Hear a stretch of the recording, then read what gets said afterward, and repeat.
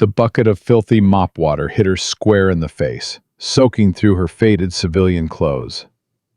Master Sergeant Kyle Mercer stood over her with a sneer that could cut glass. "Wrong area, sweetheart. Lost little girls don't belong near SEAL training grounds.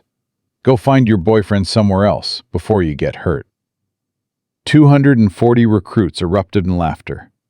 Captain Alexandra Stone stood motionless, dirty water dripping from her chin, memorizing every single face that laughed. In exactly 24 hours, she would stand before these same men as their new commanding officer.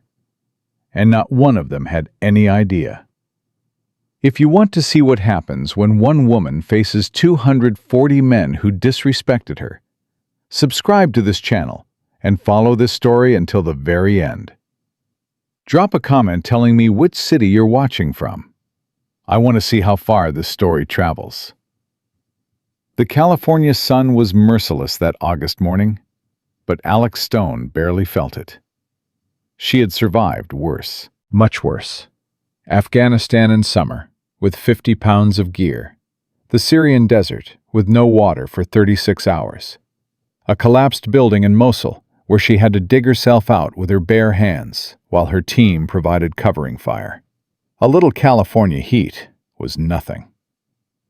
She had arrived at Naval Special Warfare Command at 0600, deliberately early, deliberately dressed in civilian clothes that made her look like any military wife or girlfriend visiting the base. Faded jeans, a plain gray t-shirt, worn sneakers. Her dark hair was pulled back in a simple ponytail, and cheap sunglasses hid eyes that had seen things most people couldn't imagine. The disguise was intentional. After 15 years of service and more classified missions than she could count, Alex knew that the best way to understand a unit was to see it when no one important was watching. Tomorrow, she would officially take command of SEAL Team 7. But today, she wanted to see who her people really were. The base was exactly what she expected. Pristine facilities, state-of-the-art equipment, young men and women pushing themselves to their absolute limits under the watchful eyes of experienced instructors.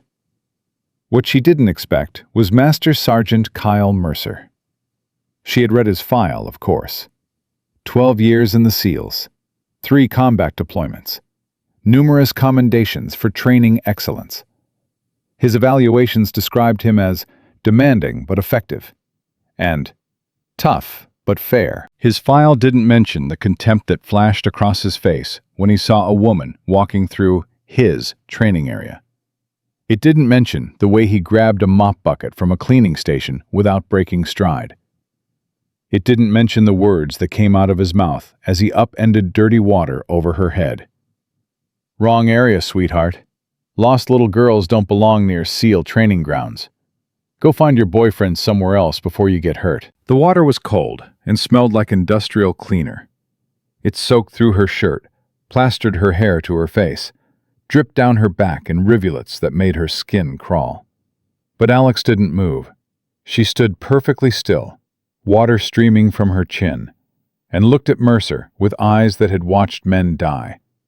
Eyes that had made impossible decisions under impossible pressure. Eyes that had seen the very worst of humanity and somehow kept going. Mercer saw none of this. All he saw was a small woman in wet civilian clothes who should have been crying, should have been running, should have been doing anything except standing there looking at him like he was something she had scraped off the bottom of her shoe. "You deaf or something?" Mercer's voice carried easily across the training area. "I said get moving. This isn't a place for what?" Alex's voice was quiet, controlled, carrying an authority that didn't match her appearance. "For women? For civilians? For anyone you've decided doesn't belong?" The training area had gone silent. 240 recruits had stopped their exercises to watch the confrontation. Some were grinning, enjoying the show. Others looked uncomfortable, sensing that something wasn't quite right. Mercer felt his face flush with anger. This woman, This civilian was challenging him in front of his trainees, in front of the men he was supposed to be turning into warriors. He couldn't let that stand. "Listen, lady, I don't know who you think you are, but you're trespassing on military property. You're interfering with official training operations, and you're about 3 seconds away from being escorted off this base by military police." Alex wiped dirty water from her eyes. "Is that how you treat all visitors to this facility? Or just the ones you've decided don't look military enough?" "I treat everyone exactly the way they deserve to be treated." Mercer took a step closer, using his height advantage to try to intimidate her. "And you, sweetheart, are a civilian who wandered into a restricted area, my area. So unless you want me to make this a lot more unpleasant, I suggest you turn around and—" "Your area?" The question stopped him cold. There was something in her tone, something that made the hair on the back of his neck stand up. "Yeah, my area. I'm the senior training instructor for this unit. Everything that happens on these grounds is my responsibility." "Interesting." Alex tilted her head slightly, studying him the way a scientist might study a specimen. "And does your responsibility include assaulting visitors with mop water? Intimidating civilians? Creating a hostile environment for anyone who doesn't fit your preconceived notions?" Mercer's jaw tightened. "I don't know what kind of game you're playing, but—" "No game, Sergeant. Just observation." She looked past him to the recruits, still frozen in place. "You should get back to work. You have a lot to learn, and not much time to learn it." Then she turned and walked away. Mercer stood there, dirty mop bucket still in his hand, feeling like he had just lost a fight he didn't understand. Around him, the recruits were exchanging glances, unsure what to make of what they had witnessed. "What are you looking at?" Mercer barked. "Did I tell you to stop training? Move it! All of you! 20 extra push-ups for standing around like idiots." As the recruits scrambled to comply, a young woman broke away from the group. Private First Class Maria Santos, 22 years old, one of only 15 female candidates in the current class. She ran after the stranger, catching up just outside the training area. "Ma'am?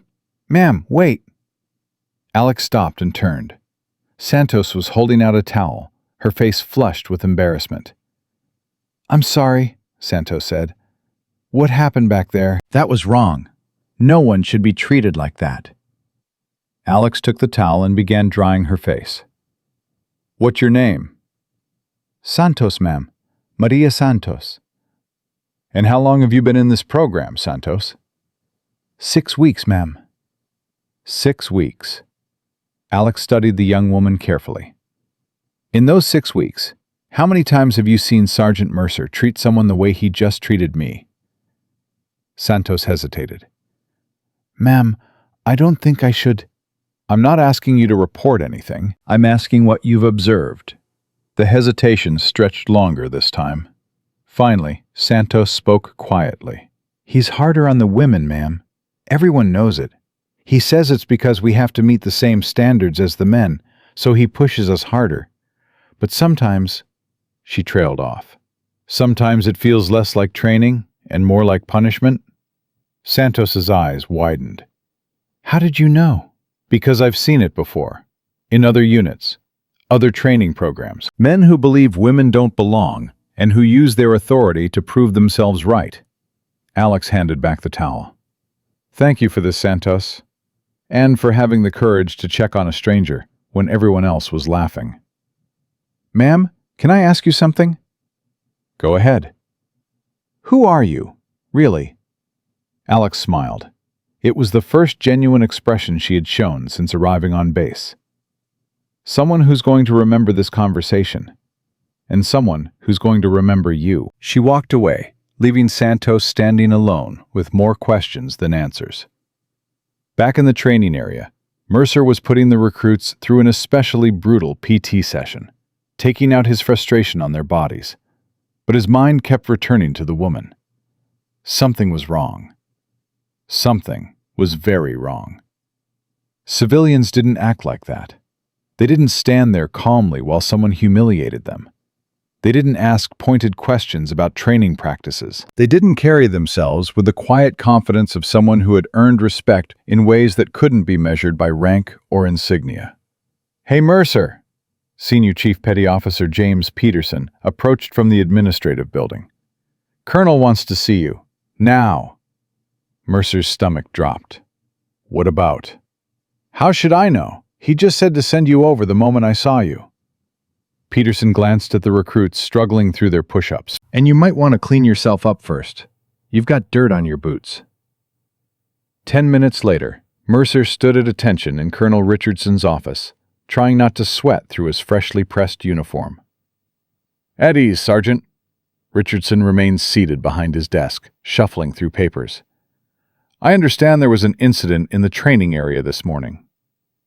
"Yes, sir. A civilian wandered into a restricted zone. I handled it." "Handled it how?" "I asked her to leave, sir." Richardson looked up. His eyes were cold. "Is that all you did?" Mercer felt the floor shifting beneath his feet. "Sir?" "Master Sergeant Mercer, I'm going to ask you a question, and I want you to think very carefully before you answer, because your response will have significant implications for your career." Richardson leaned forward. "How exactly did you ask this woman to leave?" The silence stretched for an eternity. "I may have been forceful, sir." "Forceful. I wanted to make sure she understood the seriousness of the situation." "And did your forcefulness involve a mop bucket?" Mercer's blood turned to ice. Someone had already reported the incident. Someone had seen everything and gone straight to the colonel. "Sir, I can explain." "No explanation necessary, Sergeant. I have 3 separate witnesses who gave me detailed accounts of what happened." Richardson stood slowly. "Do you know who that woman was?" "A civilian, sir. Probably someone's girlfriend who—" "That woman, Sergeant, was Captain Alexandra Stone, United States Navy. 15 years of service, 4 combat deployments, more classified missions than I'm allowed to know about. And as of 0800 tomorrow morning, the new commanding officer of SEAL Team 7. The room spun. Mercer grabbed the edge of Richardson's desk to steady himself. "Sir, she wasn't in uniform. How was I supposed to—" "You weren't supposed to throw dirty water on anyone, regardless of their rank or status." Richardson's voice could have frozen lava. "You weren't supposed to call anyone sweetheart. You weren't supposed to humiliate a human being in front of 240 witnesses." "Sir, I've dedicated 12 years to this program, and in 12 minutes you may have ended your career." Richardson walked to the window. Captain Stone specifically requested to arrive incognito. She wanted to observe the unit without the artificial behavior that comes with a change of command. I approved her request because I trusted that my personnel would act professionally, regardless of who was watching. "Sir, please—" "I'm not finished." Richardson turned back to face him. "You have embarrassed this command. You have embarrassed the Navy. And you have given our new commanding officer every reason to request your immediate transfer or termination." What happens now, sir?" "That's not up to me. That's up to Captain Stone. She'll be here for the change of command ceremony tomorrow. Whatever she decides to do with you, I will fully support." Richardson returned to his desk and sat down heavily. "Dismissed, Sergeant." Mercer walked out of the office in a daze. His career, his reputation, everything he had worked for over 12 years, destroyed in a single moment of arrogance. And the worst part? He deserved it. He knew he deserved it. He had looked at a small woman in civilian clothes and seen nothing but an obstacle to be removed. He hadn't considered that she might be someone important. He hadn't considered that she might be anyone at all. He had seen what he expected to see, and it had cost him everything. That night, Alex sat in her temporary quarters at the visiting officers' building, reviewing personnel files by lamplight. The incident with Mercer had shaken her more than she wanted to admit. Not because of the water. Water dried. Clothes could be washed. Pride could be rebuilt. What shook her was the pattern she was beginning to see. Mercer's training records showed a 78% attrition rate for female recruits, compared to 45% for males. 3 formal complaints had been filed against him in the past 2 years, all dismissed as unable to substantiate. One of those complaints was from a Lieutenant Jennifer Walsh, who had been pushed out of the SEAL program after what she described as targeted harassment designed to make her quit. Alex had spent an hour on the phone with Lieutenant Walsh, now serving on a destroyer in the Pacific. "He never did anything you could point to directly," Walsh had said. "It was always just harder, more intense, more personal. The other instructors pushed us. Mercer tried to break us." Why didn't anyone intervene? Because he's good at what he does. His recruits score high on evaluations. His training methods produce results. And the people in charge decided that a few complaints from women who couldn't cut it weren't worth investigating. And you? Could you have cut it? Walsh had been silent for a long moment. "I'll never know. And that's what I hate the most. Not that I failed, but that I was never given a fair chance to succeed." Now, staring at Mercer's file in the quiet of her quarters, Alex faced a decision that would define her command. She could destroy him. The evidence was there. The pattern was clear. One word from her, and Kyle Mercer would be discharged, his career ending in disgrace. But what would that accomplish? Another training instructor with the same biases would take his place. The culture that allowed this behavior would remain unchanged, and Mercer himself would never understand what he had done wrong. Her father's voice echoed in her memory. Admiral William Stone, dead now for 7 years, but still the loudest voice in her head. Leadership isn't about power, Alex. It's about responsibility. Anyone can punish. Anyone can destroy. The real challenge is building something better from the ruins. Alex closed the file and reached for her phone. "Colonel Richardson? This is Captain Stone. I need you to schedule a meeting for me tomorrow morning, before the ceremony. Just me and Master Sergeant Mercer." She paused. "No, sir. I'm not going to destroy him. I'm going to do something much harder. I'm going to teach him." She hung up and stared at the darkness outside her window. Tomorrow, she would face a man who had humiliated her in front of 240 people. A man who had spent 12 years making women feel like they didn't belong. A man who had done everything in his power to prove that she was in the wrong area. She was going to prove him wrong. Not with punishment, not with revenge, but with something far more powerful. Leadership. The kind her father had taught her. The kind that turned enemies into allies. The kind that changed not just behavior, but hearts and minds. It was the hardest path. It was also the only one worth taking. Alex turned off the light and prepared for the most important day of her career. The morning arrived with a weight that pressed down on Mercer's chest like a concrete slab. He had slept maybe 2 hours, his mind replaying the incident over and over. The bucket, the water, the woman's eyes. God, those eyes. They hadn't shown fear or anger or humiliation. They had shown something far worse. Pity. She had pitied him. And that realization burned hotter than any anger could. He stood outside Colonel Richardson's office at 6:30, 30 minutes before his scheduled meeting with Captain Stone. His uniform was immaculate, his boots polished to mirrors, his ribbons perfectly aligned, as if any of that mattered now. "Mercer!" He turned. Senior Chief Peterson was walking toward him, coffee in hand, smirk on face. "Heard about your little adventure yesterday. Throwing water on the new CO. Bold move." Not now, Peterson. What, you don't want career advice? Because I've got plenty. Peterson leaned in close. My advice? Start packing. Women in command positions don't forgive. They can't afford to. They have to prove they're tough. So they'll make an example out of you. I said not now. Just trying to help, brother.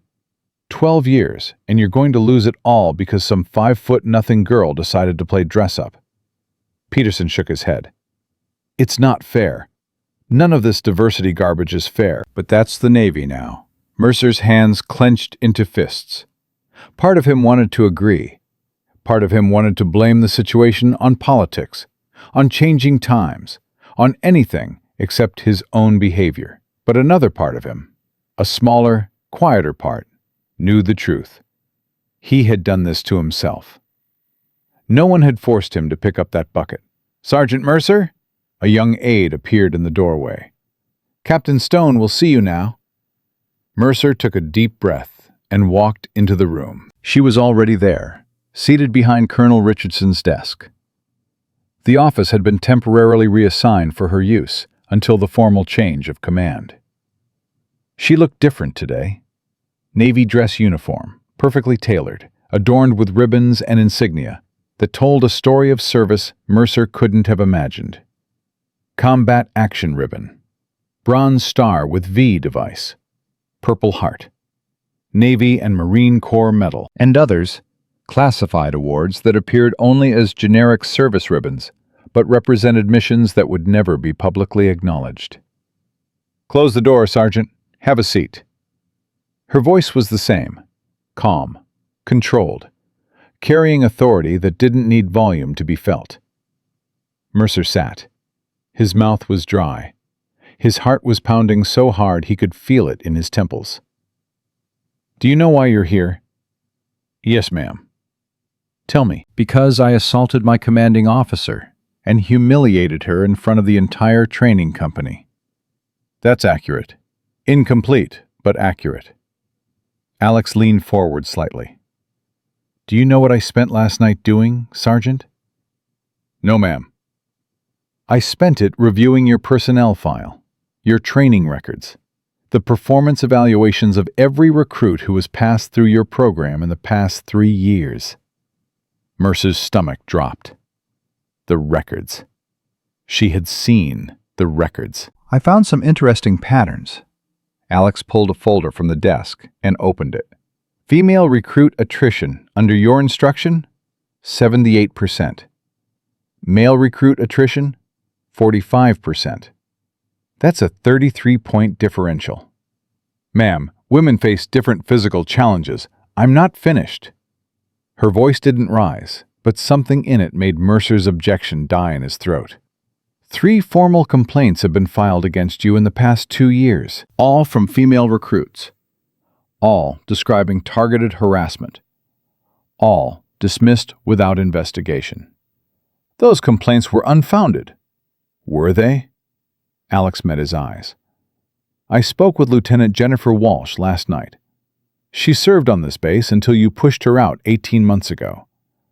She told me about the extra PT sessions, the constant criticism, the way you made her feel like an intruder in her own training program.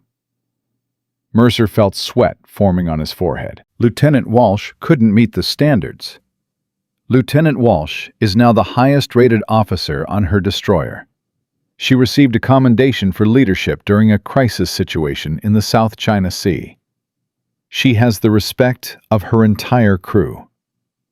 Alex paused. Does that sound like someone who couldn't meet the standards? Silence hung heavy in the room.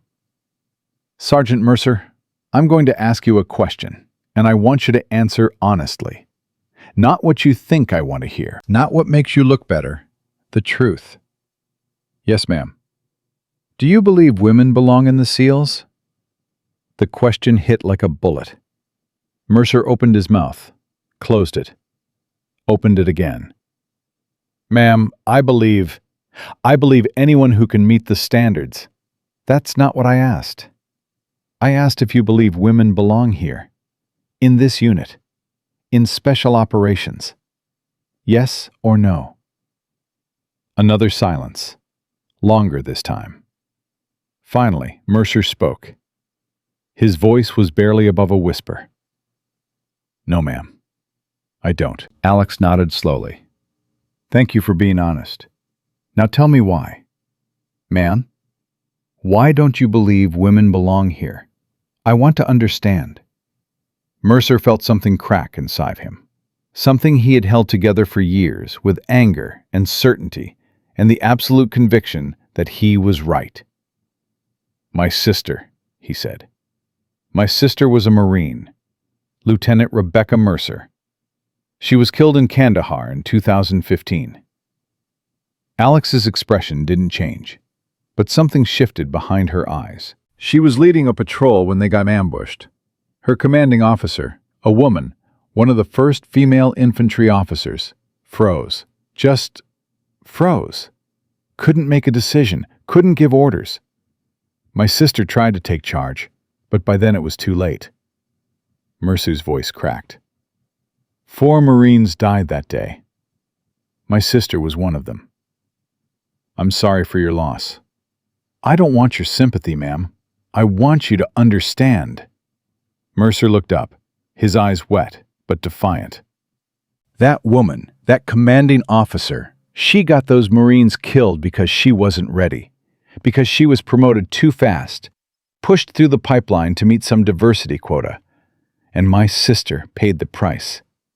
And you've spent the last 8 years making sure no other woman gets pushed through before she's ready? Yes, ma'am. By pushing them out entirely. Mercer flinched. That's not... I was trying to... You were trying to protect people. I understand that. Alex's voice softened slightly. But somewhere along the way, protection became punishment. You stopped testing women to see if they could make it, and started testing them to prove they couldn't. Ma'am, Let me tell you about my first commanding officer. Alex leaned back in her chair. Lieutenant Commander James Barrett. He didn't believe women belonged in the Navy at all, much less in combat roles. When I was assigned to his unit, he did everything in his power to make me quit. Extra duties, impossible standards, public humiliation. Mercer said nothing. Do you know what I learned from him? No, ma'am. I learned that adversity is the best teacher, when it's fair. Barrett's harassment didn't make me a better officer. It made me doubt myself. It made me wonder if I really belonged. It took years to undo the damage he caused. Alex paused. And it took even longer to forgive him. Did you forgive him? Eventually, after I realized that his cruelty came from the same place yours does. Fear. Pain. The desperate need to control something in a world that refuses to be controlled. Mercer stared at his hands. They were shaking. What happened to him? Barrett. He died in a car accident 6 years ago. We had reconnected by then. He apologized for how he treated me. Said it was the biggest regret of his career. Alex's voice grew quieter.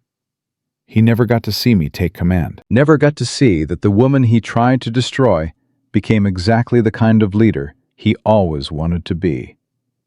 Ma'am, why are you telling me this?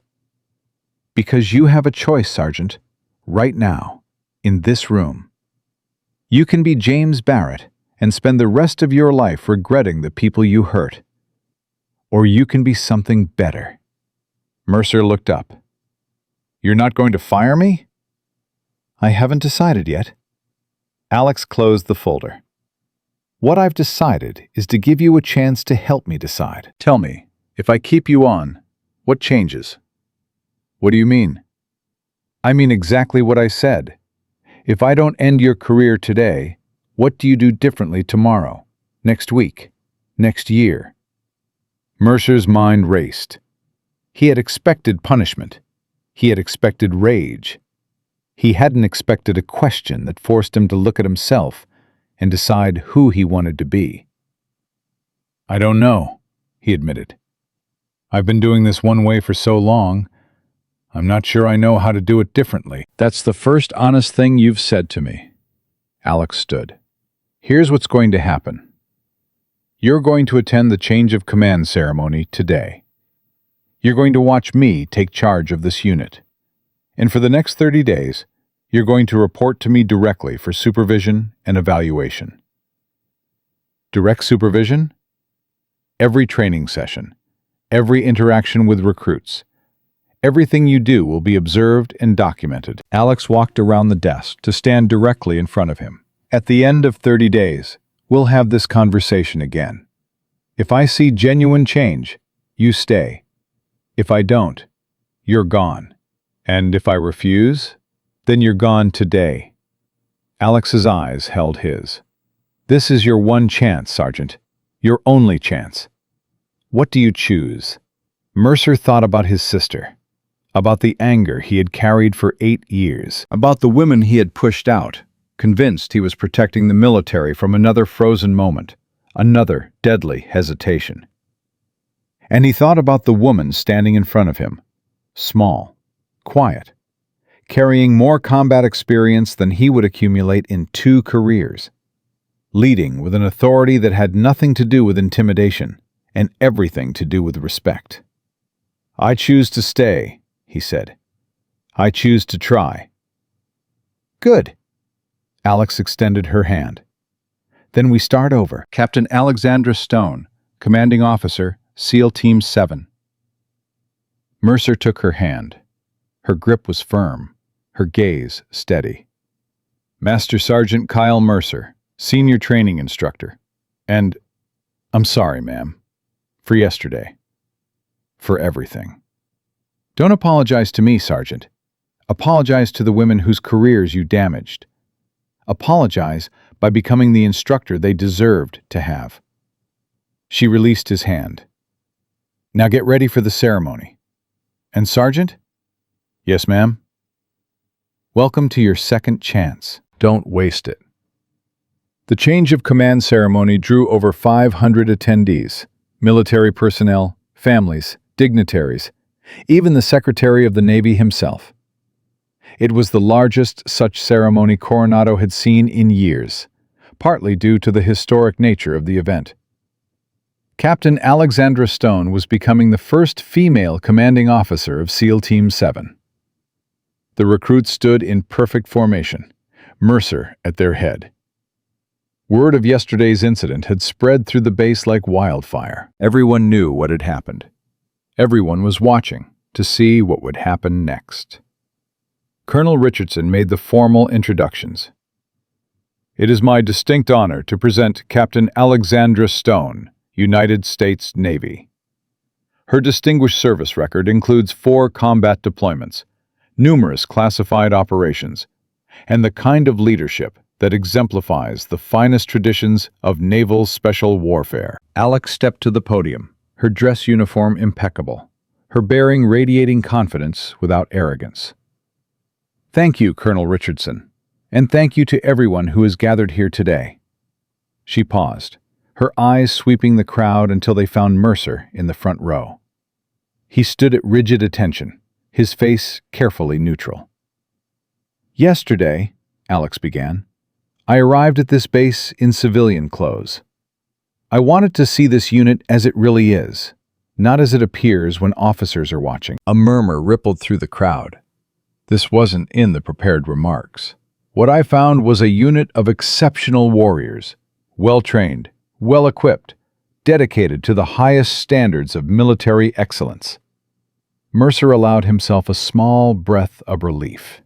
I also found a culture with blind spots, assumptions that go unchallenged, biases that have become so normalized they're invisible to the people who hold them. The relief vanished. I'm not going to stand here and pretend that my first day was easy. It wasn't. But I will tell you this. The measure of a unit isn't how it treats people when everything is perfect. It's how it responds when something goes wrong. How it faces uncomfortable truths. How it chooses growth over comfort. Alex's gaze swept the formation once more. I've chosen to give this unit that chance. I've chosen to believe that the mistakes of yesterday can become the lessons of tomorrow. That the people who failed can become the people who lead. The transformation is possible, not just for individuals, but for institutions. She paused, letting her words sink in. But I want to be absolutely clear about something. Compassion is not weakness. Second chances are not infinite. I expect the highest standards of conduct and performance from every member of this command. We are Navy SEALs. We represent the very best of the American military. Every action you take, every word you speak, every decision you make reflects on this team and this uniform. The crowd was silent, hanging on every word. To those of you who have felt excluded, overlooked, or pushed aside, hear me when I say this. You belong here. Your skills matter. Your service matters. And under my command, you will be judged by one standard and one standard only: your ability to complete the mission and bring your teammates home. Alex stepped back from the podium. SEAL Team 7, I am honored to be your commanding officer. Let's build something worth fighting for. The applause that followed was thunderous, but Alex wasn't listening to the crowd. She was watching Mercer, watching the complex emotions playing across his face. He was clapping, not enthusiastically, not reluctantly, but thoughtfully, like a man processing something he hadn't expected. After the ceremony, families mingled with personnel, taking photos and offering congratulations. Alex moved through the crowd with practiced grace, shaking hands and accepting well wishes. A tap on her shoulder made her turn. Private First Class Maria Santos stood there, still in formation uniform, looking nervous but determined. "Captain Stone, I don't know if you remember me." "The towel," Alex smiled. "I remember, Santos." "I just wanted to say what you said up there, about belonging. It meant a lot." Santos hesitated. "I've been thinking about dropping out. Sergeant Mercer's training has been difficult. And sometimes I wonder if I'm just fooling myself, thinking I can make it." "Do you want to make it?" "More than anything, ma'am." "Then don't let anyone convince you that you can't. Not Mercer. Not anyone." Alex leaned in closer. "And between us, I think Sergeant Mercer is about to become a very different kind of instructor." "Ma'am?" "Just wait and see, Santos. People have more capacity for change than we give them credit for." She straightened. "Now get back to your unit. You have training in the morning, and I have a feeling it's going to be interesting." Santos smiled, the first genuine smile Alex had seen from her. "Yes, ma'am. Thank you, ma'am." As Santos walked away, Alex felt a presence beside her. She turned to find the Secretary of the Navy, a silver-haired man with sharp eyes and a politician's practiced smile. "Captain Stone, impressive ceremony." "Thank you, Mr. Secretary." "I heard about yesterday's incident," his voice dropped. "The bucket, the water, the sergeant who didn't know who he was dealing with." "News travels fast." "In this Navy, always." He studied her. "Most officers in your position would have demanded his immediate transfer, made an example of him, shown strength." "With respect, Mr. Secretary, that's not strength. That's revenge." "Some would say they're the same thing." "Some would be wrong." Alex met his gaze. "Real strength is knowing you have the power to destroy someone and choosing to rebuild them instead. That's what leadership is supposed to be." The secretary was quiet for a long moment. "Your father used to say something similar. Admiral Stone. I served with him, you know, years ago." Alex's heart clenched at the mention of her father. "I didn't know that, sir." "He was a remarkable man, and if today is any indication, he raised a remarkable daughter." The secretary extended his hand. "Good luck, Captain. I have a feeling you're going to need it. But I also have a feeling you're exactly what this unit needs." "Thank you, Mr. Secretary." As he walked away, Alex found herself alone for the first time all day. She looked out at the training grounds, at the men and women who were now her responsibility. Tomorrow, the real work would begin. The training, the transformation, the long, difficult process of turning a unit with blind spots into one that could see clearly. She thought about Mercer, about the pain behind his prejudice, about the sister he had lost and the anger he had carried. She thought about Santos, about the doubt in her eyes and the determination that refused to let that doubt win. She thought about her father, about the lessons he had taught her, about the legacy she was trying to honor. And she thought about herself, about the woman who had been doused with dirty water and chosen to respond with leadership instead of revenge. This was just the beginning. The real test was yet to come. 3 weeks into Alex's command, the changes were beginning to show. Training methods had been revised. Female recruit retention had improved from 22% to 41%. Mercer, true to his word, was trying, struggling, sometimes failing, but genuinely trying. Then the call came that changed everything. Alex was reviewing training reports in her office when Colonel Richardson burst through the door without knocking. "Captain Stone, we have a situation." "What kind of situation?" "Hostage crisis, Somalia. A medical aid convoy was ambushed 6 hours ago. 12 American civilians captured, including 3 children. The terrorists are demanding $50 million and the release of 6 prisoners currently held at Guantanamo." Alex was already on her feet. "Timeline?" "They've given us 72 hours. After that, they start executing hostages, 1 every 6 hours until their demands are met." "Who's handling the rescue operation?" Richardson's face was grim. "That's why I'm here. SEAL Team 4 was supposed to take point, but their transport was hit by mechanical failure over the Atlantic. They're grounded in the Azores for at least 18 hours. 18 hours we don't have." "Exactly. Command is asking if SEAL Team 7 can mobilize immediately." Alex's mind was already racing through logistics. Her team was good, but they were still in transition. New leadership, new methods, untested dynamics in combat situations. "How many operators do I have available?" 16 combat ready, plus your training cadre if you need them." "I need them." Alex grabbed her tactical vest from behind the door. "Get me Mercer and Santos." "Santos? She's still a recruit. She's the best shooter in her class, and we need every capable operator we can get." Alex's voice left no room for argument. "Brief the team in 30 minutes. We launch in 2 hours." The briefing room was tense with anticipation as Alex laid out the mission parameters. 16 operators plus Mercer sat in rows, their faces professionally blank, but their eyes sharp with focus. "Here's what we know," Alex began. 12 American civilians, 8 adults, 4 children, were captured when their medical convoy was ambushed outside Mogadishu. The group holding them is a splinter cell of al-Shabaab, led by a man called Hassan Abdi.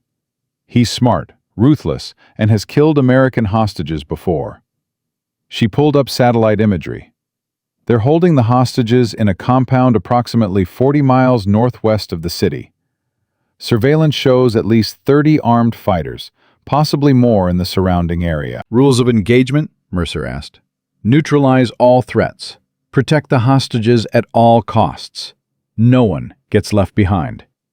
Alex met his eyes. "We're going in with less intel than I'd like and less time than we need. This is exactly the kind of operation where things go wrong. Then let's make sure they don't." The voice came from the back of the room. Senior Chief Peterson stood against the wall, arms crossed, expression skeptical. "Something you want to add, Senior Chief?" Alex asked. "Just wondering if this is the right call, ma'am. Taking a half-trained team into a complex hostage situation. Some of these operators have never seen real combat. Neither had any of us once. With respect, ma'am, this isn't a training exercise. People will die if we make mistakes. People will die if we do nothing. Alex stepped toward him. I understand your concerns, Senior Chief, but I've made my decision. You can either support this mission or request reassignment. What's it going to be? The challenge hung in the air. Every operator in the room knew this was about more than the mission. It was about authority, about respect, about whether Alex had truly earned the right to lead these men into combat. Peterson's jaw tightened. For a moment, Alex thought he might actually refuse. Then he straightened to attention. I'm with the team, ma'am. Good. Then let's get to work. The C-17 was airborne within 90 minutes, carrying 16 operators and their equipment toward the Horn of Africa. Alex sat apart from the others, reviewing intelligence reports and satellite imagery, memorizing every detail of the compound they would be assaulting. Mercer approached and sat down beside her. Ma'am, can I speak freely? Always. Peterson isn't wrong. This team isn't ready. We've got operators who've never worked together in combat. New dynamics. Untested trust. He paused. If this goes bad, it goes really bad. I know. Then why are we doing it? Alex looked up from her reports. Because 12 Americans are going to die if we don't. Because SEAL Team 4 can't get there in time. Because sometimes you have to move before you're ready, or you don't move at all. And if we fail, then we fail trying. But we don't get the luxury of waiting for perfect conditions. Neither do those hostages. She returned to her work. Get some rest, Sergeant. It's going to be a long night. Ma'am? Mercer hesitated. For what it's worth, I believe in you. Whatever happens out there, I want you to know that. Alex looked at him. This man who 3 weeks ago had thrown dirty water in her face. This man who had spent years pushing women out of his training program. This man who was now sitting beside her, expressing faith in her leadership. Thank you, Sergeant. That means more than you know. The insertion went smoothly. Too smoothly, Alex thought. They landed under cover of darkness, 5 miles from the compound, and began their approach through the desert terrain. Santos was on point, her natural instincts for observation making her the obvious choice, despite her relative inexperience. Behind her, the team moved in practiced silence, weapons ready, senses alert. At 2 miles out, Santos raised her fist. The team froze. Movement, she whispered into her radio. 200 meters, 11 o'clock. Patrol, looks like 4 hostiles. Alex assessed the situation. Can we go around? Negative. They're covering the only approach that keeps us off the skyline. Then we go through. Alex signaled to Mercer. Take 2 operators, neutralize the patrol. Quiet. Mercer nodded and moved forward with 2 of his best men. Alex watched through her night vision as they approached the patrol with practiced efficiency. 4 quick movements. 4 bodies slumping silently to the ground. Clear, Mercer reported. Move. They reached the compound perimeter without further incident. Through the thermal imaging, Alex could see the hostages clustered in the central building, surrounded by at least 25 armed fighters. More than the intel suggested, Peterson muttered. Intel is always wrong. Alex was already adjusting her plan. Team 1 takes the north entrance. Team 2 breaches from the east. Team 3 provides overwatch and handles any squirters. We hit all 3 points simultaneously, on my mark. What about the children? Santos asked. If there's crossfire, there won't be. Every shot has to be precise. Every target confirmed before engagement. Alex looked at her team. These are the moments that define us. Not the training, not the exercises. This, right here, right now. She took a breath. Execute. The breach was textbook. Explosions at the north and east entrances created momentary chaos, and the SEALs poured through the openings before the enemy could react. Gunfire erupted in precise, controlled bursts as operators moved through the compound, neutralizing threats with deadly efficiency. Alex led Team 1 through the main building, clearing rooms with practiced precision. 2 fighters in the first room, down. 3 more in the hallway, down. A radio operator reaching for an alarm, down before his hand touched the button. Team 2, status. Encountering heavy resistance in the East Wing, multiple hostiles, well armed. Team 3, Overwatch secure. We've got squirters trying to escape the north perimeter, taking them down. Alex pushed forward. The hostages were somewhere in this building. She could feel it. A door burst open ahead of her. A fighter emerged, AK-47 blazing on full automatic. Alex dove behind a support column as bullets chewed through the wall, inches from her head. "Contact! Main corridor!" She returned fire, forcing the fighter back, then rushed forward before he could recover. A double tap to the chest. He fell. More gunfire from deeper in the building. Screams, some from fighters, some from hostages. "All teams, converge on the central hall.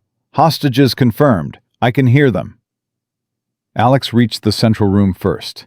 What she found made her blood run cold. Hassan Abdi stood in the middle of the room, a pistol pressed to the head of a young boy, maybe 8 years old. Around him, 11 other hostages huddled together, their faces streaked with tears and terror. 6 fighters formed a protective ring, weapons trained on the entrances. "Welcome, Captain Stone." Abdi's English was perfect, his smile cruel. "I was hoping you would come personally." Alex's weapon never wavered. "Let the boy go." "I don't think so. You see, your reputation precedes you. The woman who leads the SEALs, very impressive. But you've made a mistake coming here. The only mistake tonight is yours." "Is it?" Abdi's finger tightened on the trigger. "Because from where I'm standing, I have all the leverage. You shoot, I kill the boy. Your snipers shoot, I kill the boy. Anyone moves, I kill the boy." Behind Alex, her team was stacking up. Through her earpiece, she could hear Mercer's voice. "I have a shot, partial. It's risky." "Hold," Alex ordered. Her mind was racing, analyzing angles, calculating possibilities. Abdi was using the boy as a perfect shield. Any shot that hit him would pass through the child first. "Let's negotiate," Alex said. "You want money? Prisoners? I can make calls." "I don't want your money." Abdi's smile widened. "I want the world to see that American women are weak, that your female soldiers cannot protect anyone. When I execute this boy on camera, when I show how the famous Captain Stone failed to save him, your entire country will know that women don't belong in combat." "This isn't about ideology. It's about your ego." "It's about truth. Women are not warriors. They are mothers, wives, daughters. They should be protected, not protectors." He pressed the gun harder against the boy's temple. The child whimpered. "You should not be here, Captain, and this boy is going to prove it." Alex felt something shift inside her. Not fear, not anger, something colder. Something her father had taught her to access in moments when emotions had to be set aside completely. "Mercer," she said quietly. "On my signal, take out the 2 fighters on the left. Santos, you have the right. Everyone else, protect the hostages." "Ma'am, I don't have a clear shot on Abdi." "I know. I do." "Captain, that's on my signal." Alex lowered her weapon slowly, her eyes never leaving Abdi's. "Okay." "You win. I'm standing down." Abdi's smile faltered slightly. "What?" "You're right. I can't save everyone. I can't take the shot without risking the boy." She held her weapon out to the side, finger off the trigger. But I'm asking you, soldier to soldier, let the children go. Keep me instead. I'm a much more valuable hostage than any of them." "Ma'am, no!" Santos's voice was sharp with alarm. "That's an order, Santos. Stand down." Abdi studied her, suspicion warring with interest on his face. "You would trade yourself for these children?" Without hesitation. Why? "Because that's what leaders do. They sacrifice." Alex took a step forward. "Let them go. All of them. And you'll have the female SEAL captain everyone's been talking about. Imagine the propaganda value." The room was silent.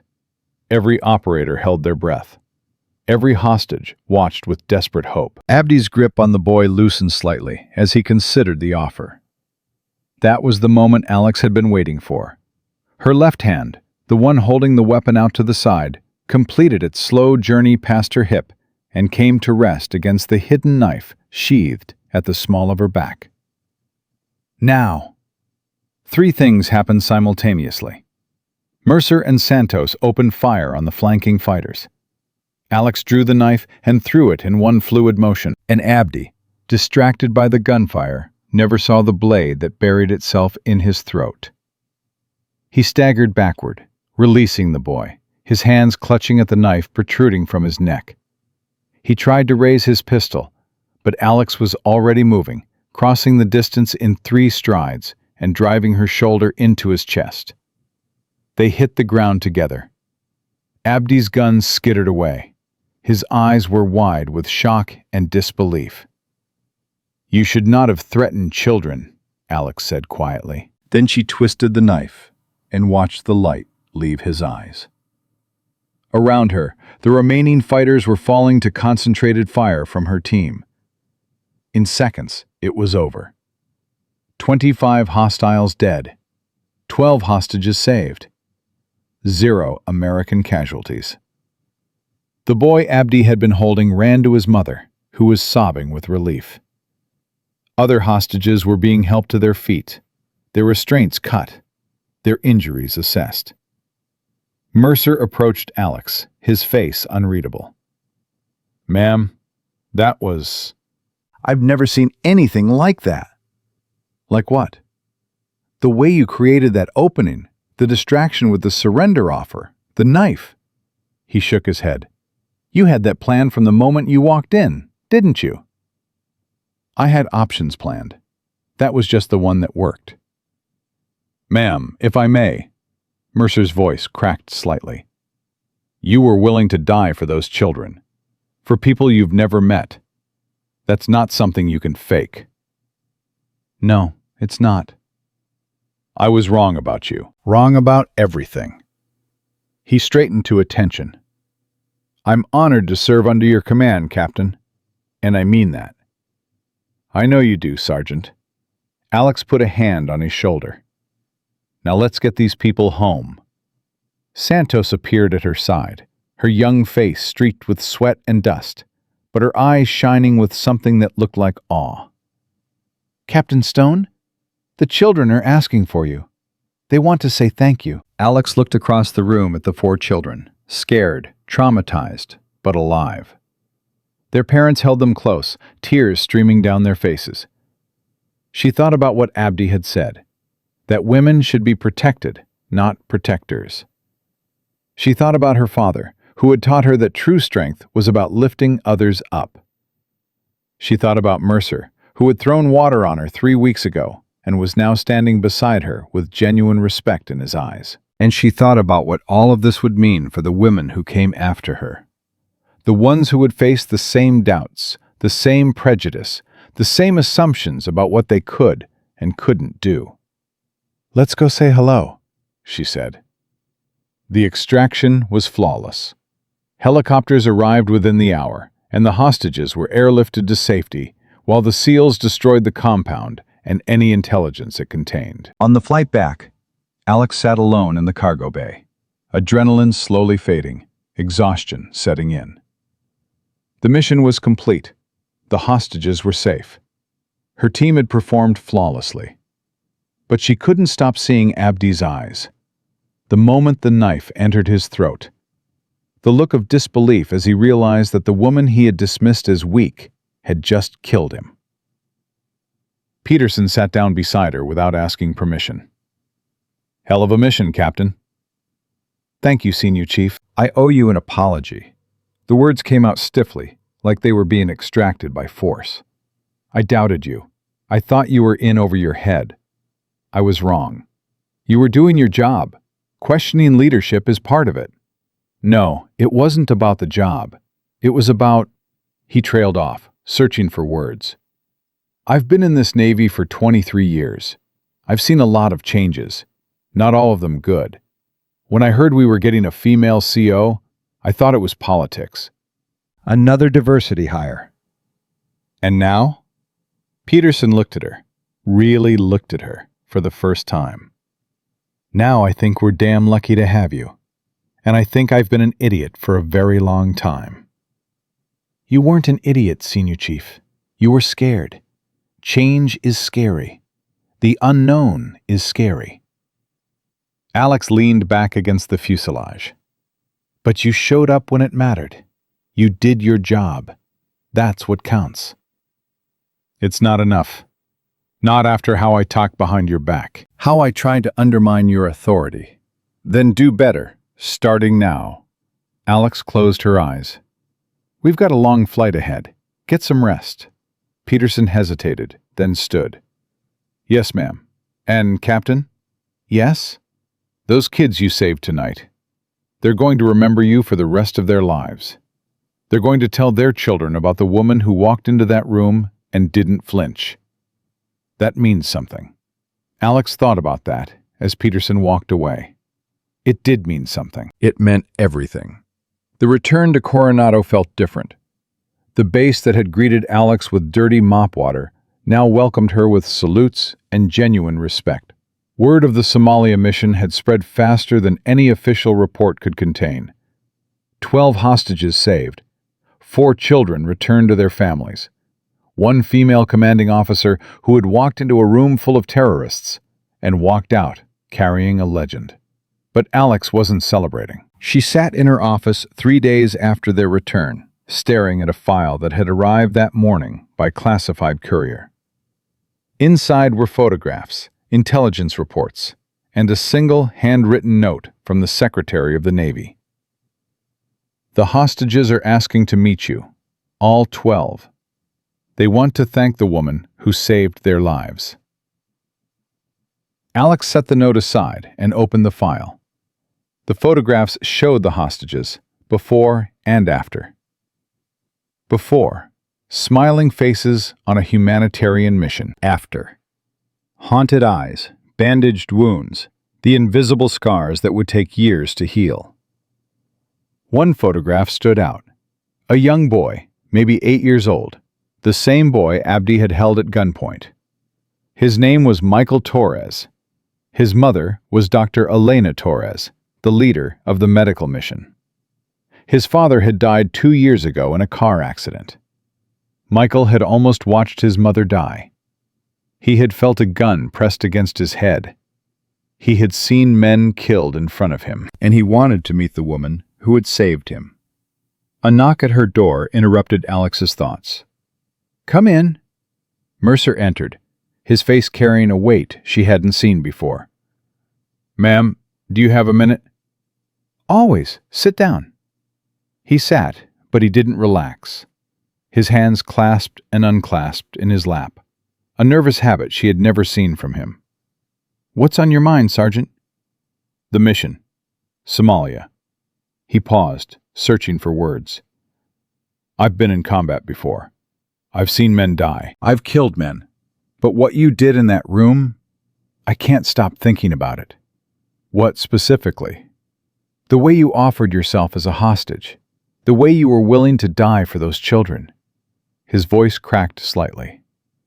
"My sister did the same thing, in Kandahar. She stepped in front of a bullet meant for one of her Marines.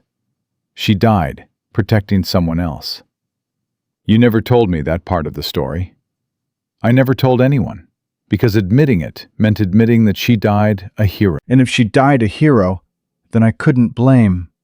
He stopped, his jaw working. Couldn't blame what? I blamed the female officer who froze. I blamed women in combat. I blamed everything and everyone except the truth. Mercer looked up, his eyes wet. The truth is, my sister made a choice. The same choice you made in Somalia. And I've spent 8 years hating women in the military because I couldn't face the fact that Rebecca chose to die. That she was a warrior, same as me, same as you. The silence stretched between them. Sergeant, your sister's death wasn't anyone's fault. Not the female officer's, not yours, not hers. Alex leaned forward. In combat, people make split-second decisions. Sometimes those decisions save lives. Sometimes they don't. But the willingness to make them, to put yourself in harm's way for others, that's what defines a warrior.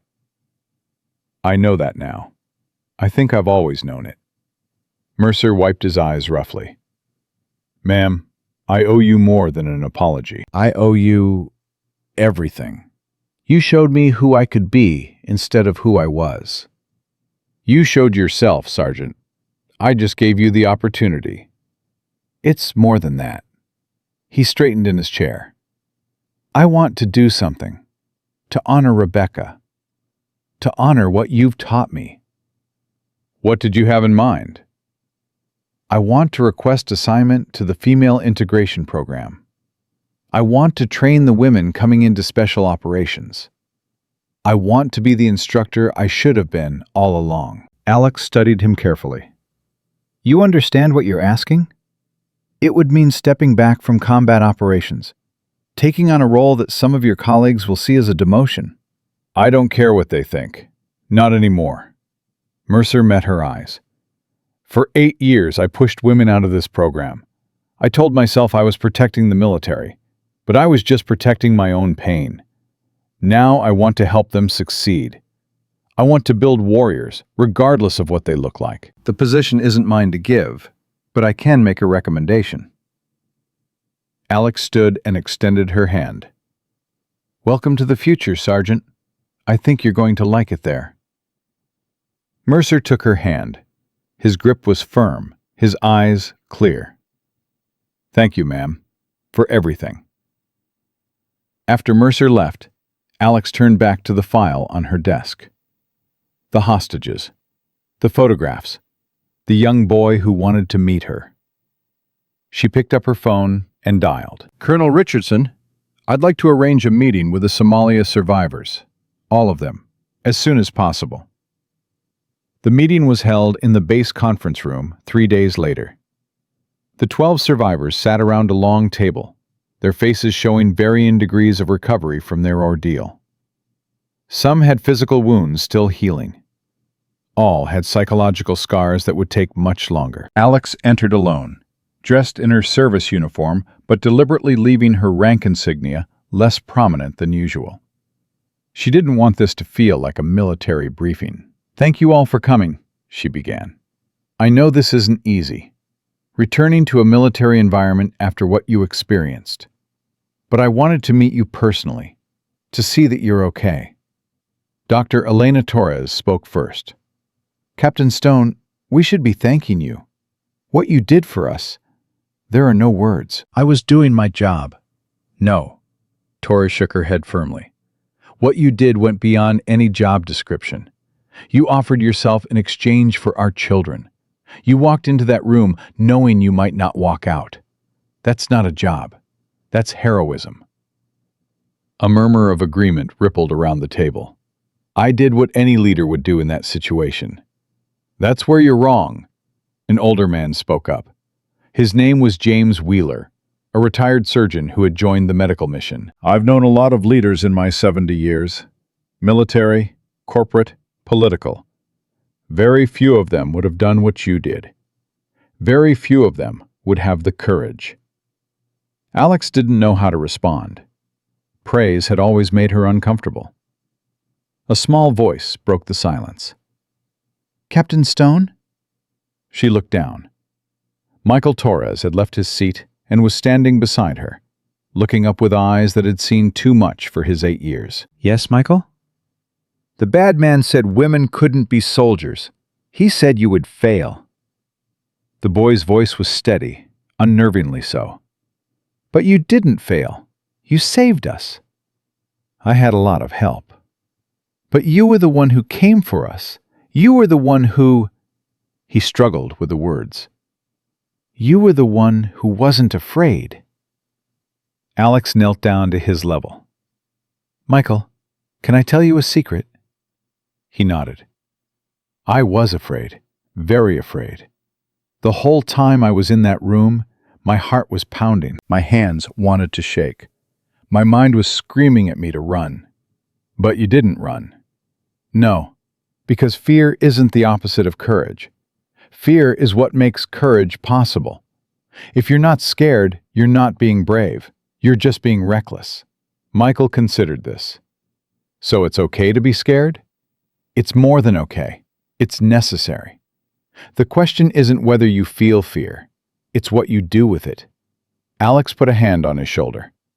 You were very brave that night too, Michael. You didn't scream. You didn't panic. You stayed calm, and that helped me stay calm. Really? Really. You're a warrior, Michael Torres.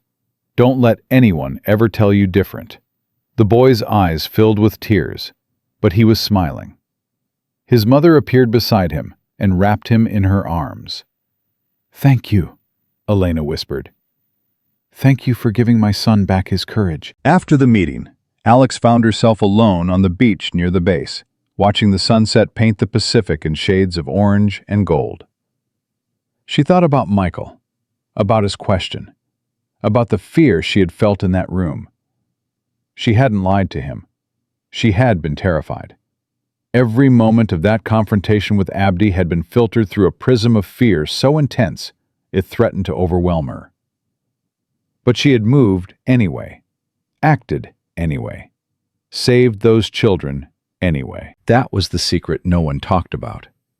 The secret her father had taught her years ago, when she was just a teenager dreaming of military service. Courage isn't the absence of fear, Alex. It's the decision that something else is more important than fear. A presence appeared beside her. Peterson, his face weathered by years of sun and combat. Permission to join you, ma'am? Granted. He stood beside her in silence for a long moment. I've been thinking, he finally said, about what I said before Somalia, about doubting you, about everything. I thought we settled that on the flight back. We settled the immediate issue, but there's more. Peterson took a breath. I've been in this Navy since I was 18 years old. 30 years. I've seen a lot of changes, and I've resisted most of them. Women in combat roles, integration of special operations, all of it. Why? Because change is hard. Because admitting that things should be different means admitting that they were wrong before. And if they were wrong before, then... He trailed off.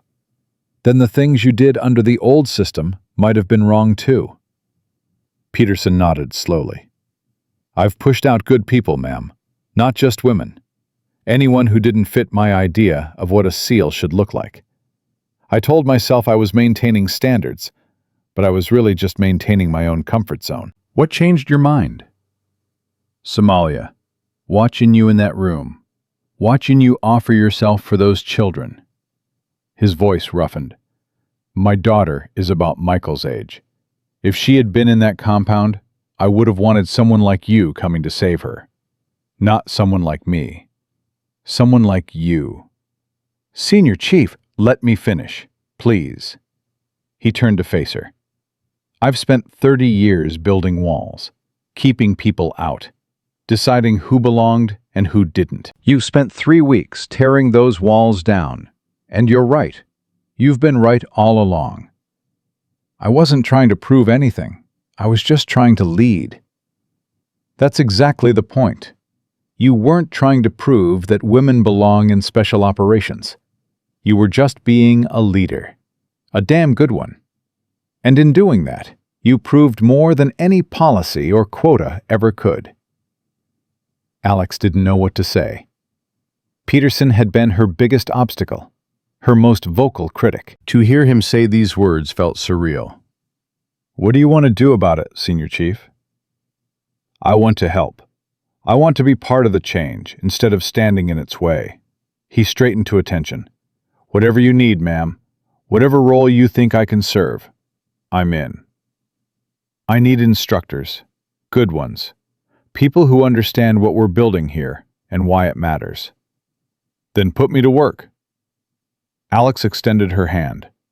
Welcome to the future, Senior Chief. I think you're going to make it better. Peterson took her hand and shook it firmly. I'm going to try, ma'am. God knows I'm going to try. That night, Alex called her mother.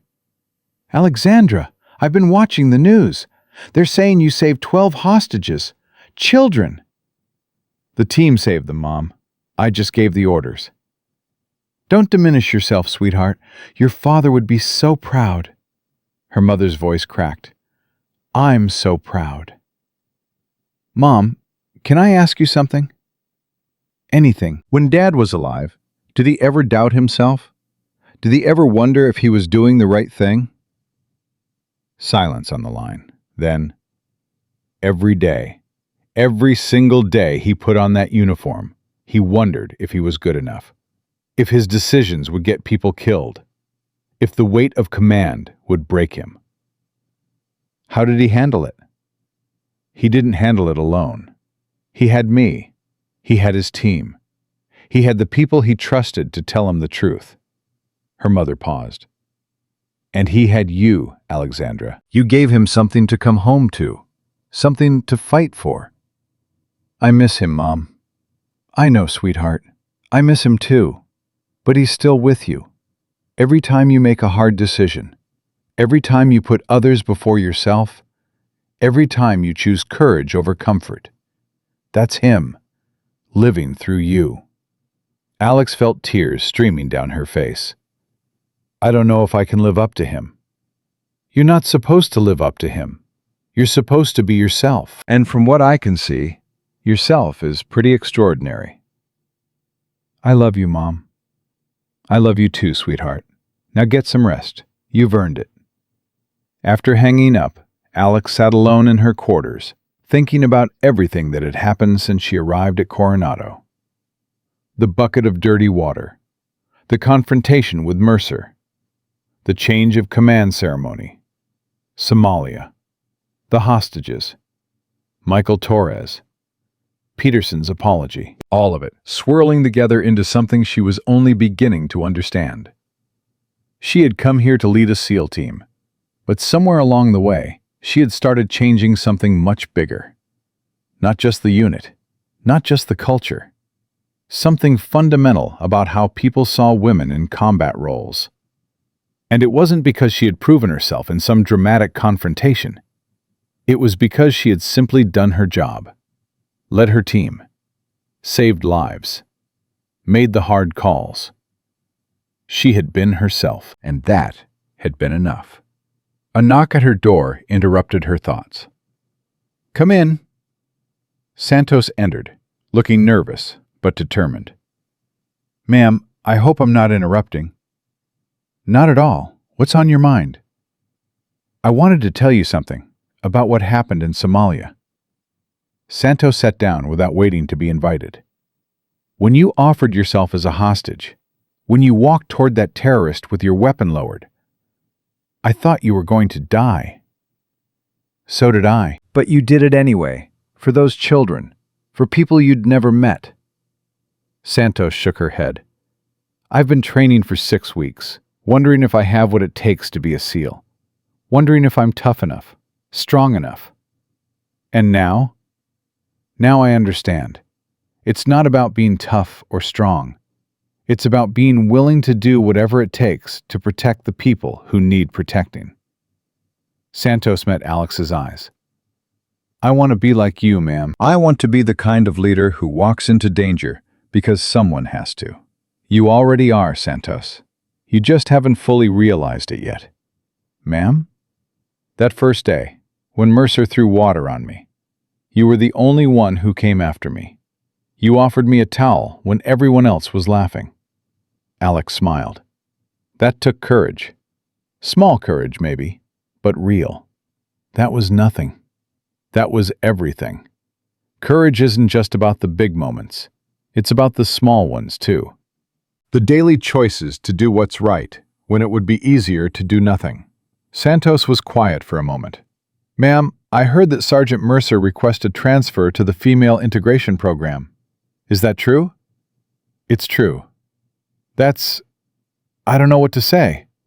3 weeks ago, he was the person I was most afraid of. Now he wants to train women? People change, Santos. That's the whole point. We're not static creatures, frozen in our worst moments. We're capable of growth, transformation, redemption. Alex leaned forward. Your job isn't to judge people by who they were. It's to help them become who they could be. That sounds hard. It's the hardest thing in the world, but it's also the most important. Santos nodded slowly, processing everything. Then she stood. "Thank you, ma'am, for talking to me, for everything." "Thank you for the towel, Santos. I'll never forget it." After Santos left, Alex turned off the lights and lay down on her bed. Tomorrow would bring new challenges, new decisions, new tests of her leadership. But tonight, she allowed herself to feel something she had been denying since she arrived at Coronado. Pride. Not in herself, in her team, in the people who had doubted her and then changed, in the recruits who were learning a new way of thinking about strength and leadership, in the future they were all building together. Her father had taught her that leadership wasn't about being the strongest or the loudest or the most dominant. It was about bringing out the best in others. Tonight, she finally understood what he meant. 1 year passed faster than Alex could have imagined. 12 months of training, 12 months of missions, 12 months of transforming SEAL Team 7 from a unit with blind spots into something unprecedented. The numbers told part of the story. Female recruit retention had risen from 22% to 67%. Mission success rate had improved by 15%. 0 sexual harassment complaints filed in the past 8 months. But numbers couldn't capture the real change. That was visible in the faces of the operators who had learned to see their teammates as warriors first, regardless of gender. In the confidence of the female recruits who no longer felt like intruders, in the pride of an entire unit that had discovered what true excellence looked like. The graduation ceremony for the newest SEAL class drew over 1,000 attendees. Families, military dignitaries, media representatives, all gathered to witness something historic. 42 graduates, 11 of them women. The highest number in SEAL history.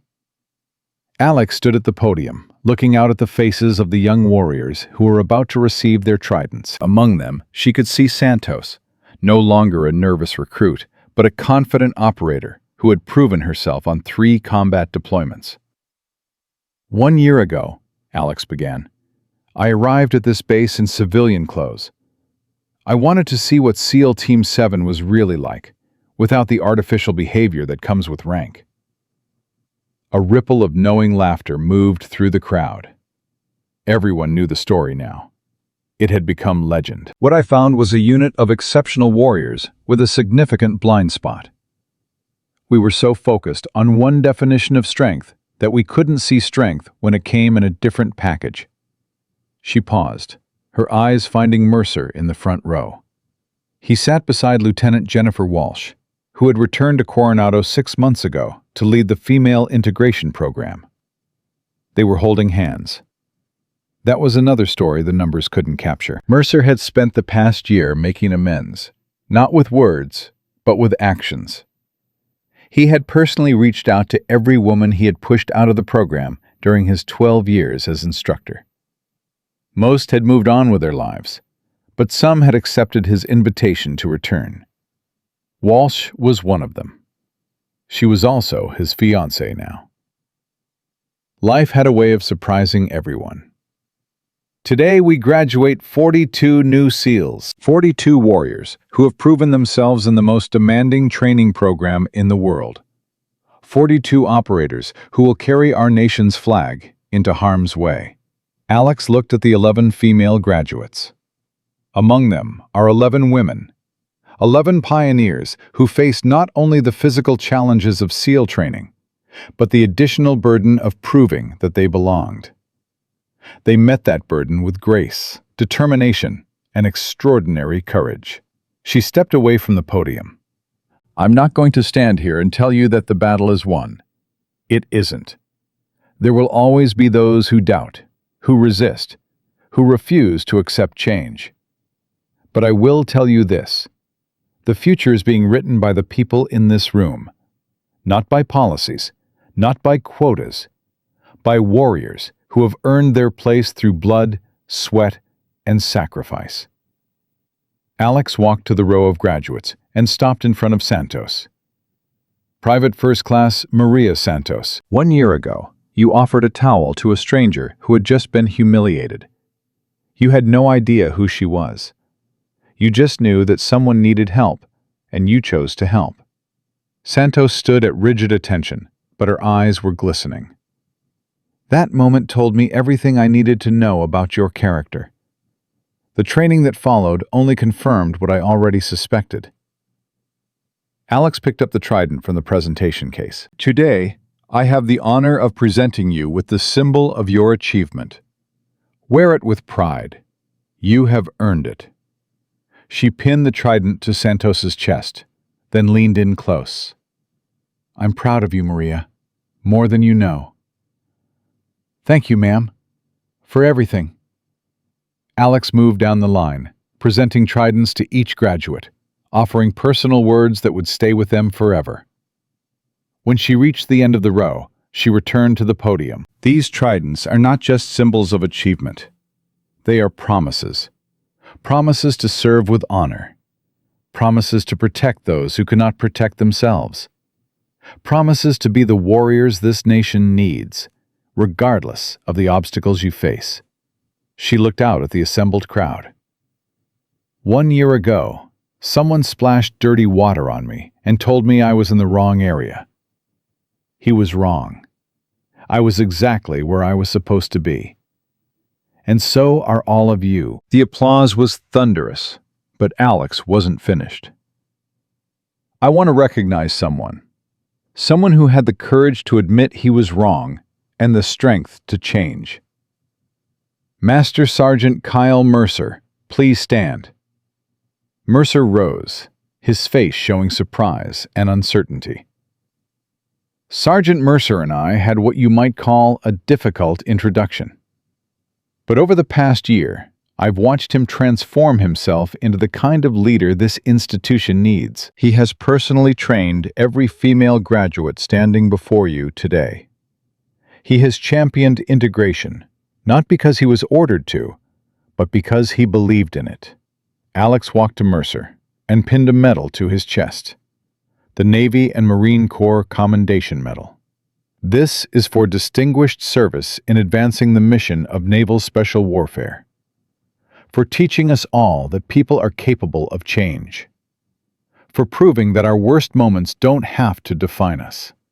Mercer's eyes were wet. Ma'am, I don't deserve this. You've spent a year earning it, Sergeant. Now stop arguing with your commanding officer. Laughter rippled through the crowd, but beneath the humor was something deeper. Recognition that what they were witnessing was rare. A man publicly honored for admitting his prejudice and working to overcome it. After the ceremony, families flooded the field to embrace their graduates. Alex moved through the crowd, accepting congratulations, shaking hands, posing for photographs. Then she saw them. Michael Torres, now 9 years old, standing beside his mother. He was holding something in his hands, a hand-drawn picture that Alex couldn't quite make out. Captain Stone! Michael ran toward her, His face split in a huge grin. "Mom said you might be too busy, but I wanted to give you this." Alex knelt to his level. "What is it?" Michael held up the picture.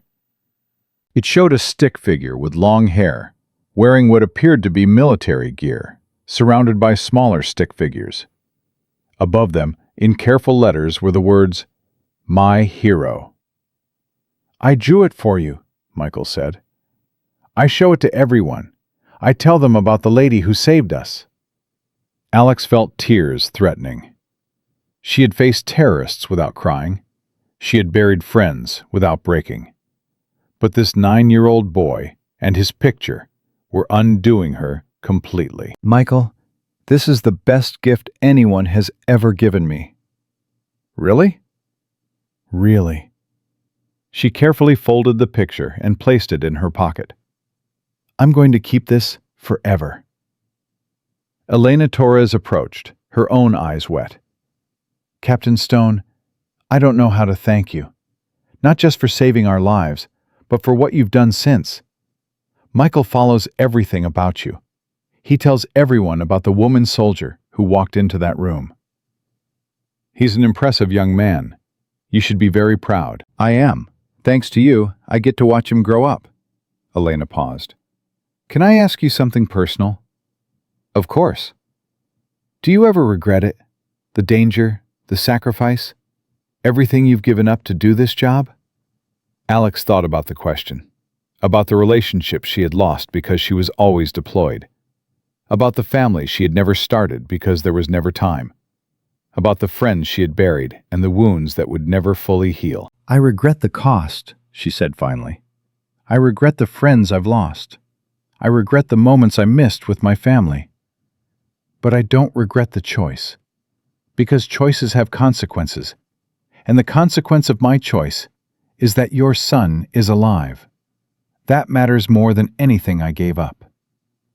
Elena embraced her, a hug that said everything words couldn't. "Thank you," she whispered. "Thank you, thank you, thank you."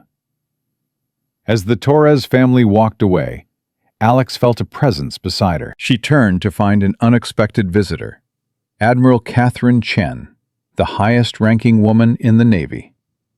"Captain Stone, impressive ceremony." "Thank you, Admiral. I didn't know you were attending." "I wasn't planning to, but then I heard about what you've built here. I wanted to see it for myself." Chen studied her carefully. "You've done something remarkable. Not just the training numbers, though those are impressive. You've changed the culture." "I had a lot of help." "Yes, you did. But culture change requires a catalyst. Someone willing to challenge the status quo. Someone willing to face the resistance and keep pushing." Chen paused. "Someone willing to stand there while dirty water dripped down her face and still believe in the mission. You heard about that?" "Everyone's heard about that. It's become something of a legend." Chen smiled slightly. "The woman who turned humiliation into leadership. The captain who gave her worst enemy a second chance. The commander who walked into a terrorist compound and walked out with 12 hostages. I was just doing my job." "No, you were redefining what the job could be." Chen reached into her pocket and pulled out an envelope. "That's why I'm here. I've been authorized to offer you a new position." Alex took the envelope, but didn't open it. "What kind of position?" "Commander, Naval Special Warfare Development Group, DEVGRU, SEAL Team 6. Chen let the words sink in. "You would be the first woman to hold that command." The words hit Alex like a physical force. DEVGRU, the most elite special operations unit in the world. The tip of the spear. "Admiral, I don't know what to say." "Say yes. Say you'll take the challenge. Say you'll keep doing what you've been doing, but on a larger scale." "And if I say no?" "Then you stay here. Keep building what you've built. No one will think less of you." Chen paused. But I hope you say yes. Because the military needs people like you at the highest levels. People who understand that strength isn't just about muscles and firepower. It's about judgment, compassion, the willingness to give second chances. Alex looked at the envelope in her hands. Inside was an opportunity she had never imagined. A chance to prove that everything she had accomplished at SEAL Team 7 wasn't a fluke. That it could be replicated, expanded, made permanent. When do you need an answer? Take a week. Discuss it with the people you trust. Then let me know. Chen extended her hand. Whatever you decide, Captain Stone, it has been an honor to watch what you've built. Your father would be proud. You knew my father? I served under him 30 years ago. He was the first commanding officer who made me believe that a woman could reach the highest levels of this institution. Chen's eyes softened. He used to talk about his daughter, said she was going to change the world someday. I think he was right. After Chen left, Alex found herself alone on the beach. The same beach where she had stood so many times over the past year. She thought about everything that had happened since she arrived. The water, the humiliation, the change, the mission, the hostages, the transformation of an entire unit. And now this, the chance to do it all again, on a bigger stage, with higher stakes. Her phone buzzed. A text from her mother. Saw the ceremony on the news. So proud of you. Your father is smiling. Alex typed back. I have some news. Call you tonight. She looked out at the Pacific, the same ocean that had witnessed her lowest moment and her greatest triumphs. A voice behind her made her turn. Ma'am? Mercer stood there, still in his dress uniform, Walsh beside him. Sergeant, Lieutenant, congratulations again on your engagement. Thank you, ma'am, Walsh smiled. But that's not why we're here. Then why are you here? Mercer stepped forward. We heard about the DevGru offer. Peterson told us. Peterson knows? The whole base knows by now. News travels fast. Mercer took a breath. Ma'am, I want you to take it. Why? Because you've done everything you can do here. You've changed this unit. You've changed me. Now you need to go change something bigger. He paused. And because I'm ready. Ready for what? Ready to lead. Ready to take over SEAL Team 7 when you leave. Mercer met her eyes. I know I'm probably not your first choice, but I promise you, ma'am, I will protect what you've built. I will continue what you started. I will be the leader you taught me to be. Alex looked at the man standing before her. The man who had thrown dirty water on her 1 year ago. The man who had spent 12 years pushing women out of the military. The man who had changed. You're right, she said. You're not my first choice. Mercer's face fell.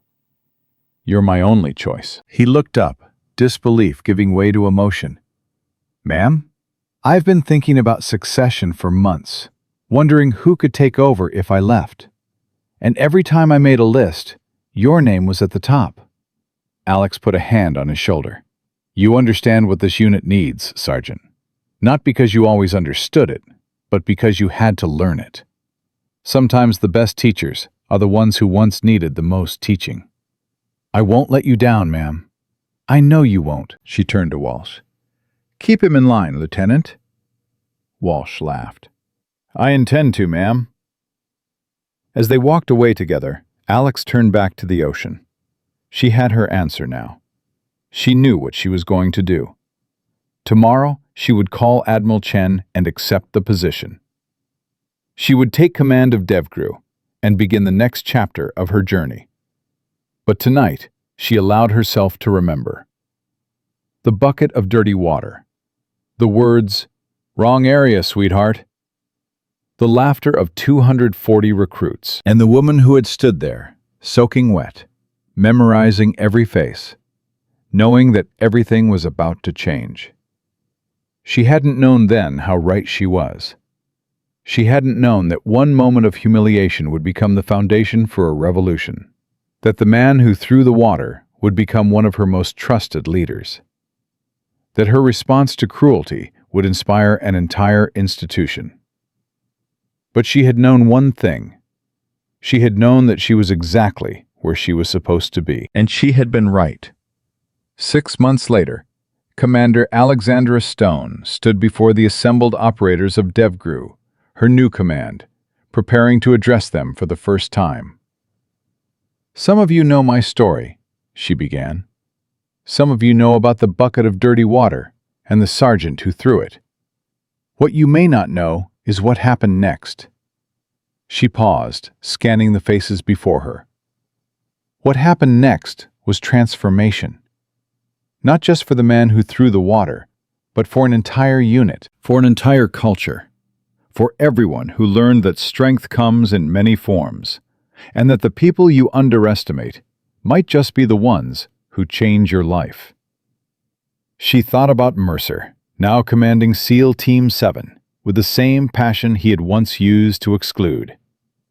She thought about Santos, now a combat veteran, with 3 successful deployments under her belt. She thought about Michael Torres, the 9-year-old boy whose picture still sat in her pocket. She thought about her father, who had taught her that leadership was about bringing out the best in others. "I'm not here to prove anything," Alex continued. "I'm not here to make a statement about women in special operations. I'm here to do a job, the same job you do, the job of protecting this nation and the people who need us." She straightened to her full height, all 5 feet 4 inches of it. "But I will tell you this. If anyone here believes that size determines capability, or that gender determines strength, or that the people who look different can't be warriors, you're wrong, and I intend to prove it. Not with words, with actions, with missions, with results." She looked at each face in turn. "We are DevGRU, the best of the best. And from this moment forward, we're going to be even better. Because we're going to find excellence wherever it exists. We're going to give second chances to people who earn them. And we're going to build something that outlasts all of us." She took a breath. "Any questions?" Silence. Then a hand went up, a young operator in the front row. "Ma'am, I've heard the story about the bucket of water 100 times, but I've always wondered one thing." "What's that?" "When Mercer threw that water on you, what were you thinking in that exact moment?" Alex smiled. It was the same smile she had given the Secretary of the Navy, the same smile she had given Admiral Chen, the smile of a woman who had been underestimated her entire life and had learned to use it as her greatest weapon. "I was thinking that this man had no idea who he was dealing with. I was thinking that his arrogance would be his undoing. And I was thinking that someday, somehow, I would find a way to turn this moment into something that mattered." She paused. "I was thinking that he was wrong. I wasn't in the wrong area at all. I was exactly where I was supposed to be." The operator nodded slowly. "And were you, ma'am? Were you where you were supposed to be?" Alex looked out at her new command, at the warriors who would follow her into battle, at the future she was still building. "Yes," she said. "I was then, I am now, and I always will be." The soldier had splashed water on what he thought was a lost civilian in the wrong area. He had no idea she would become his commanding officer. He had no idea she would change his life. And he had no idea that the small woman standing in dirty water would become one of the most decorated officers in naval special warfare history. But Alex had known. She had always known. Because true warriors don't need anyone's permission to be exactly who they are. They just need the opportunity to prove it. And Alexandra Stone had proved it. Again and again and again.